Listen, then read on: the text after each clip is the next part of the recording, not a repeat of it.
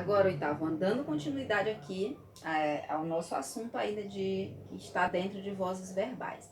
Nós vimos que lá na partícula, na voz passiva sintética, o verbo vem acompanhado do pronome se, né? Então, é sobre ele que nós iremos falar agora, a partícula se. Esse se, dentro da gramática, ele exerce várias funções. E hoje a gente vai ver duas dessas funções que essa palavrinha, essa partículazinha exerce. Ele vai exercer, a gente vai ver a função que ele exerce de partícula apassivadora, que eu posso chamar também de pronome apassivador, ou partícula de indeterminação do sujeito. O que é indeterminação do sujeito? É quando o sujeito da frase ele é indeterminado, a gente não sabe quem praticou a ação expressa pelo verbo. Então, o se, ele tem essas duas funções aqui que a gente vai ver, de apassivar o sujeito, quando ele deixa o sujeito passivo da oração, que é quando ele aparece lá na voz passiva sintética, ou ele pode deixar o sujeito indeterminado. Por isso que ele recebe esses dois nomes. Partícula apassivadora, que é quando ele aparece lá na voz passiva, ou indeterminador do sujeito, que é quando ele, na oração, a gente não sabe dizer quem praticou a ação expressa pelo verbo. O sujeito é indeterminado. Então, vamos entender. Olha aqui o mesmo exemplo lá, né? Quebrou-se a jarra. Aqui nós temos o sujeito.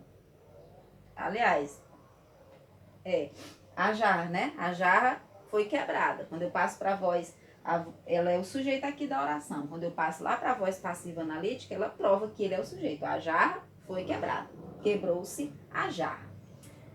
Quando o se, ele é um pronome apassivador, ele vai vir sempre depois de um verbo transitivo direto ou transitivo direto e indireto. Somente depois desse verbo.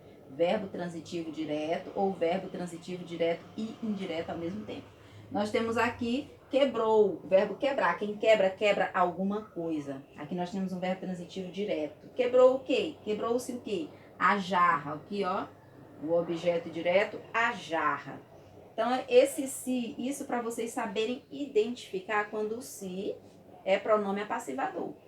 Quando ele é pronome apassivador, ele vai vir depois de um verbo transitivo direto ou transitivo direto e indireto, somente.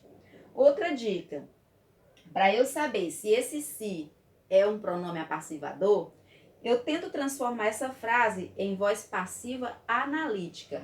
Olha só, eu posso dizer, a jarra foi quebrada.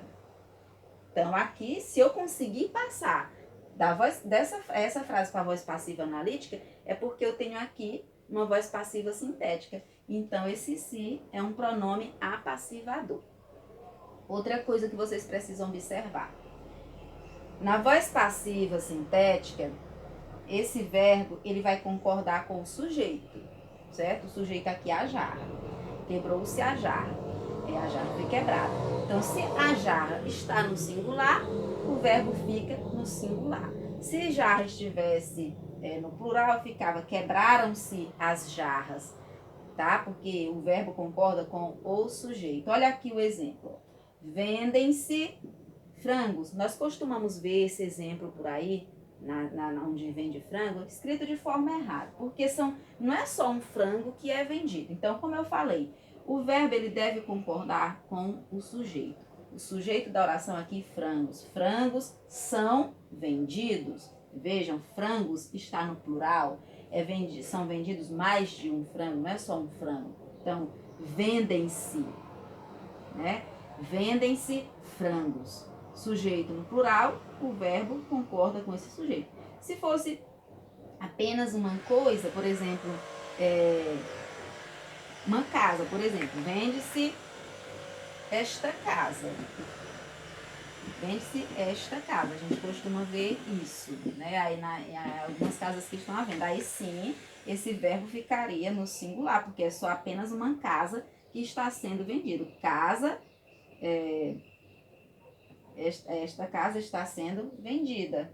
Então, Quando no caso da voz passiva, sintética, o verbo ele deve concordar com o sujeito. Se o sujeito é plural, o verbo fica no plural. Se o sujeito está no singular, ele fica no singular.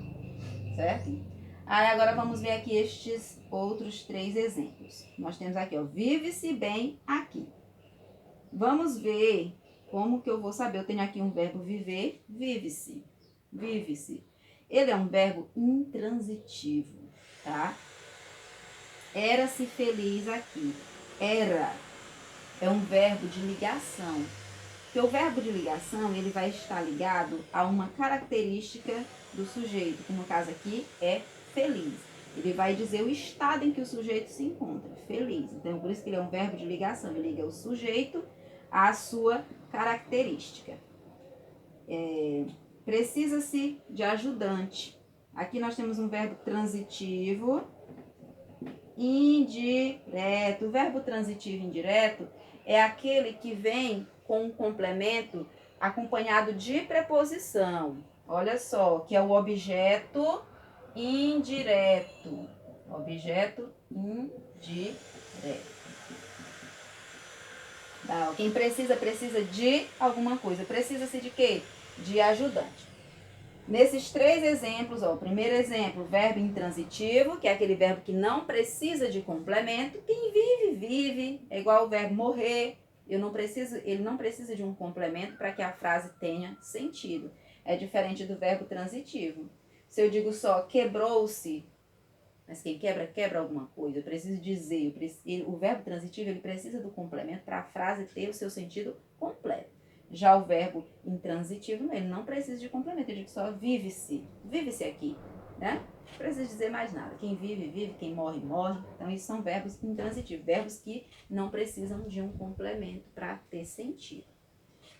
Aí, então, nós temos o verbo intransitivo, verbo de ligação e verbo transitivo indireto. O se, essa partículazinha, sempre que ele aparece depois desses 3 tipos de verbo, verbo intransitivo, vive-se bem aqui, nós não temos uma voz passiva sintética aqui. Esse se, ele não está exercendo função de partícula passivadora, mas de quê? De indeterminador do sujeito. Aqui não está dizendo quem é que vive bem. Vive-se bem aqui. Não disse quem é. O sujeito aqui está indeterminado. Percebe? E outra coisa, quando esse se é indeterminador do sujeito, uma forma de eu saber se ele é indeterminador do sujeito ou pronome passivador, eu vou tentar passar essa mesma frase aqui para a voz passiva analítica.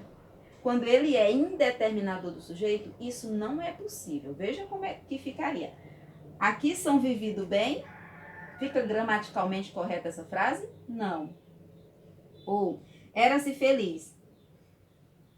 Feliz são, não tem como passar, né? Não dá nem para passar isso aqui para a voz passiva analítica. Precisa-se de ajudante. De ajudante é precisado. Isso fica gramaticalmente incorreto. Não existe uma estrutura de frase assim.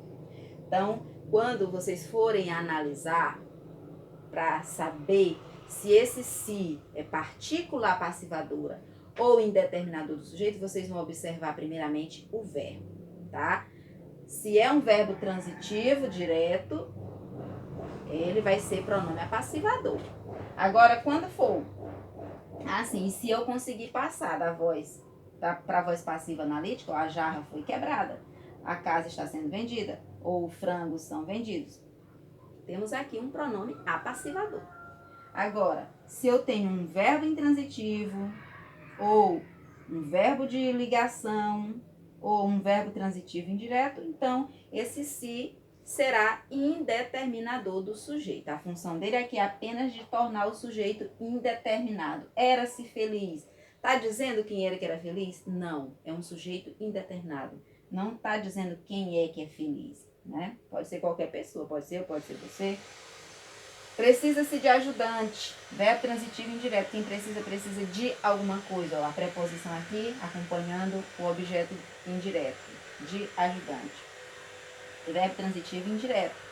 Então, nós temos, são essas as formas de identificar se o se, de diferenciar o se quando ele é pronome apassivador e quando ele é indeterminador do sujeito. Vou já perguntar aí para vocês, fazer algumas perguntinhas para ver se vocês realmente prestaram atenção e se realmente conseguiram entender. Beleza?